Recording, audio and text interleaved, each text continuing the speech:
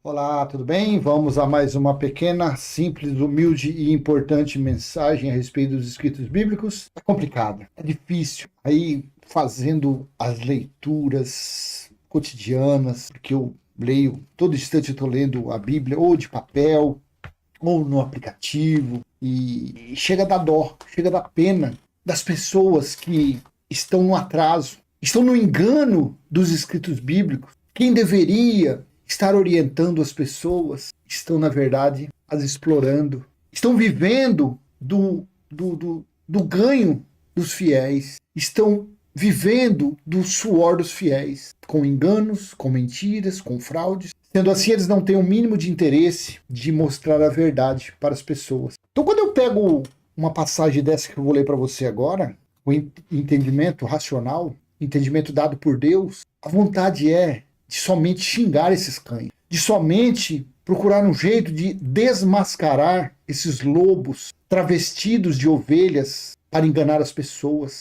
para viverem da lã, da gordura, porque eles não tratam como filhos de Deus, eles tratam como ovelhas. Então é uma vergonha, é um absurdo que se fazem dentro dessas choupanas, dentro dessas sinagogas de Satanás, dentro desses templos de ladrões, de fraudadores, de mentirosos, de cães, porque é impossível eles, doutores, lerem o que eu vou ler e não entender dessa forma. É impossível. Só mesmo sendo muito mal, só mesmo sendo muito má, uma pessoa que diz que Jesus ainda vai voltar, com base nesse escrito que eu vou te mostrar. Somente uma pessoa sendo muito cruel para ficar mentindo para uma senhorinha, para um analfabeto, para um semi-analfabeto, para um doutor, para um pós-graduado que está sentado na plateia, mas não tem coragem de abrir a Bíblia e ler. Aí vem esses metidos a conhecedores dos escritos bíblicos para mentir para as pessoas, para enganar. Fazendo isso somente para terem status, angariarem riquezas, prestígio e poderes dentro das suas choupanas, que eles chamam de igreja. É um absurdo, chega a dar vontade de chorar de dó das pessoas estarem num lugar desse. Leia comigo. Assim disse Yeshua, Jesus de Nazaré, o nome que você bem quiser, porque Jesus de Nazaré e Yeshua não existe mais. Este nome foi dado para um véu que revestia o Espírito de Deus que estava lá. Porém, este véu se acabou, porque o que voltou para o reino celestial foi o Espírito, foi o Cristo ressuscitado, não mais Jesus de Nazaré. Então assim está Lucas 11, do 29 ao 32. Lucas 11, 29 a 32. Visto que aumentavam as multidões em volta dele, Jesus começou a dizer: esta é uma geração perversa. Preste atenção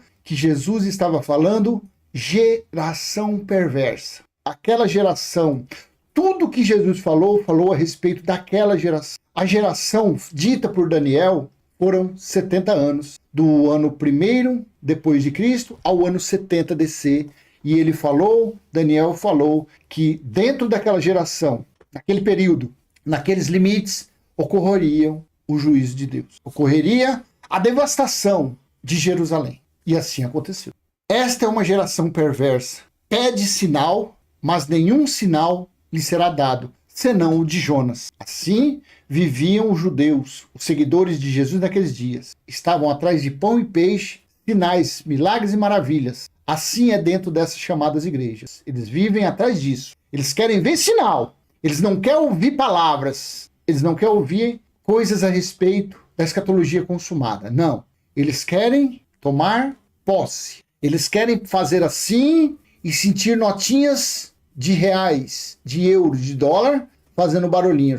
É isso que eles querem. 30. Porque, assim como Jonas foi sinal para os ninivitas, o Filho do Homem o será para esta geração. Jesus de Nazaré, Yeshua e Yahshua, ele foi um sinal, ele foi um acontecido para aquela geração. Jesus de Nazaré, Yeshua e Yahshua, não foi um sinal para a nossa geração. Já se fazem quase 2000 anos que acabou essa geração. Já se fazem quase 2000 anos. Fazem quase 2000 anos. No ano 2070, estará fazendo 2000 anos depois dessa geração. Então, São nas entrelinhas que está o entendimento espiritual do escrito. Porque assim como Jonas foi sinal para os nenevitas, o Filho do Homem o será para esta geração. 31.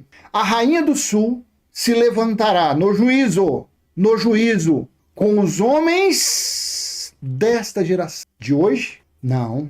Da geração de Yeshua. Da geração que Jesus estava falando, daquela geração, daqueles dias, daquela época. A rainha do sul se levantará no juízo. Isso foi uma parábola, uma metáfora, porque o espírito não volta mais. Então a rainha do sul se levantará no juízo. Então durante o juízo final, do fim dos tempos, Jesus está falando que a rainha de Sabá, se levantaria. Era uma metáfora. Com os homens dessa geração, daquela geração. E os condenará. Aí a pessoa fala, Jesus vai voltar e vai ter o juízo final, Satanás vai reinar durante 1000 anos e não sei o que lá. Tudo ladainha, tudo mentira. Porque se for assim, então, a nossa geração vai ter que ser eliminada. A geração que ocorreu a Primeira Guerra Mundial vai ter que ser aniquilada. A geração da Segunda Guerra Mundial vai ter que ser esquecida. Por quê? Como a religião diz que Jesus ainda vai voltar, então disse que a rainha do sul se levantará no juízo com os homens dessa geração e os condenará. Então o juízo se daria naquela geração, contra aquela geração.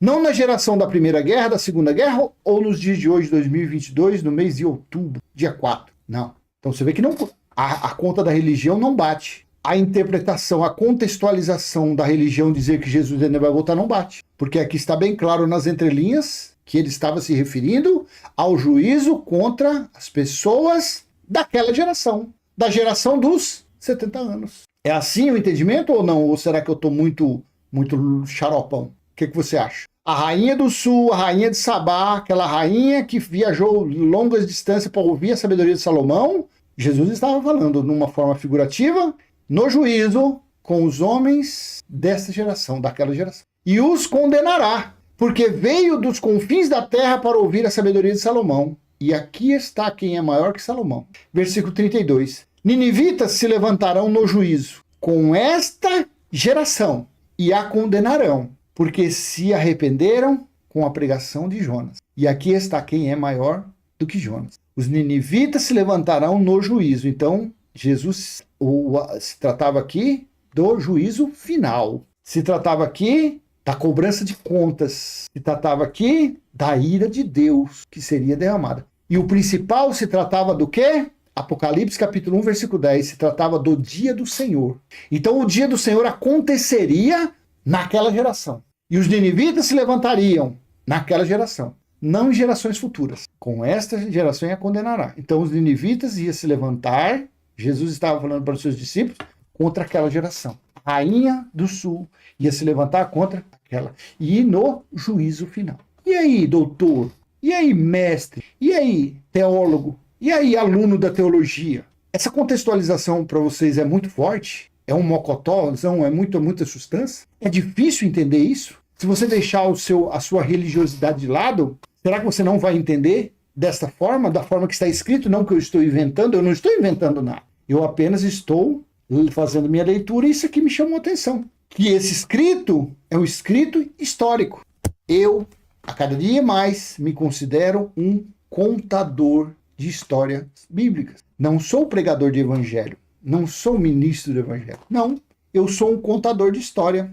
Porque isso daqui já aconteceu. Porque isso daqui se levantariam eles ali contra aquela geração. Veja o que Daniel disse sobre aquela geração. No primeiro ano do seu reinado, eu, Daniel, entendi pelos livros que, de acordo com o que o Senhor havia falado ao profeta Jeremias, capítulo 25, capítulo 29, a desolação de Jerusalém iria durar 70 anos. Então a geração que Jesus falava é a geração dos 70 anos. Isso aqui, Jesus falou por volta do ano 30 ao ano 33, então estava quase na metade da geração.